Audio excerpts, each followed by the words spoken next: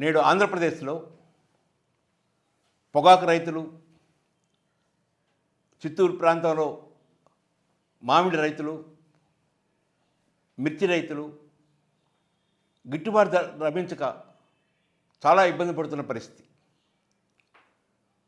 ఈరోజు బర్లీ పొగాకు పండించే రైతులు గత ధర కన్నా సగం ధర పడిపోయి అది కూడా కొనలేని పరిస్థితిలో వ్యాపారస్తులు ఉన్నారని బాధపడుతూ ఉన్నారు.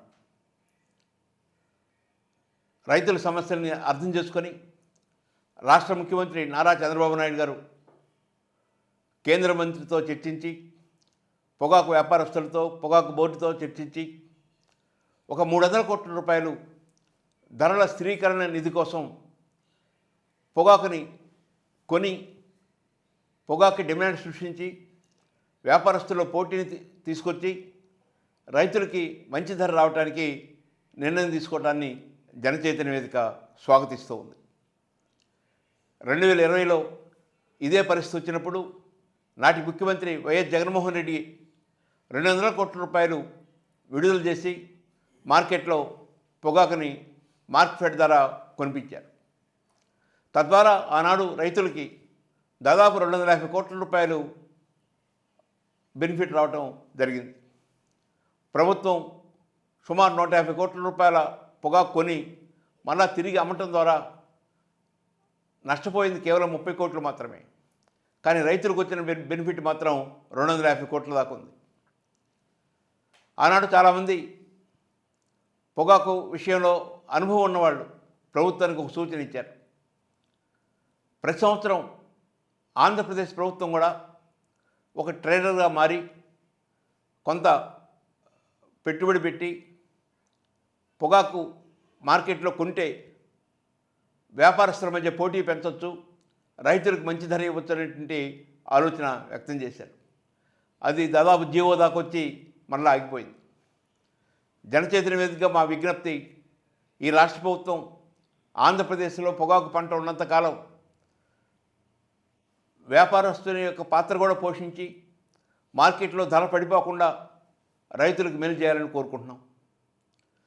ధరల స్థిరీకరణ నిధి కింద కనీసం 5,000 కోట్ల రూపాయలు కేటాయించి టమాటా ధరలు పడిపోయినప్పుడు కానీ, చిత్తూరులో మామిడి ధర పడిపోయినప్పుడు కానీ, లేక పొగాకు ధర పడిపోయినప్పుడు, మిర్చి ధర పడిపోయినప్పుడు, పత్తి ధర పడిపోయినప్పుడు, ఇలాంటి వ్యవసాయ ఉత్పత్తుల ధరలు గణనీయంగా పడుతున్నప్పుడు ప్రభుత్వం ముందుకొచ్చి రైతులను ఆదుకోవాలని, ధర పెంచడానికి వ్యాపారస్తుల మధ్య పోటీని పెంచాలని చెప్పని జనచైతన్య వేదిక కోరుకుంటుంది.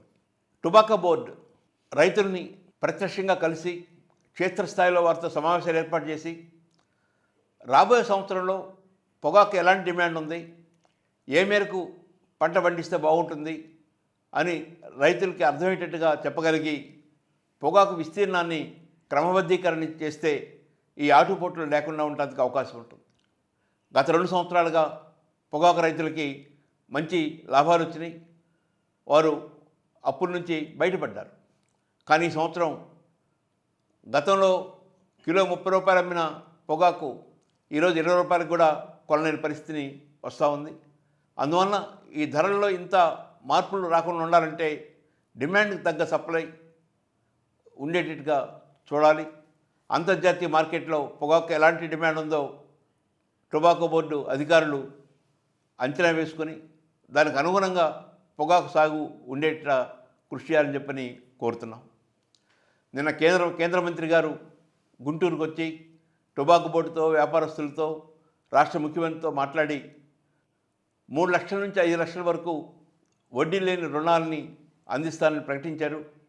ఇది సంతోషకరమైన వార్త. తద్వారా రైతులకి వడ్డీ భారం తగ్గే అవకాశం ఉంటుంది. రాష్ట్ర ముఖ్యమంత్రి చంద్రబాబు నాయుడు గారు ప్రకటించిన విధంగా మార్క్ఫెడ్ వెంటనే రంగంలోకి దిగాలి, పొగాకు కొనుగోలు చేయాలని జనచైతన్య వేదిక విజ్ఞప్తి చేస్తుంది.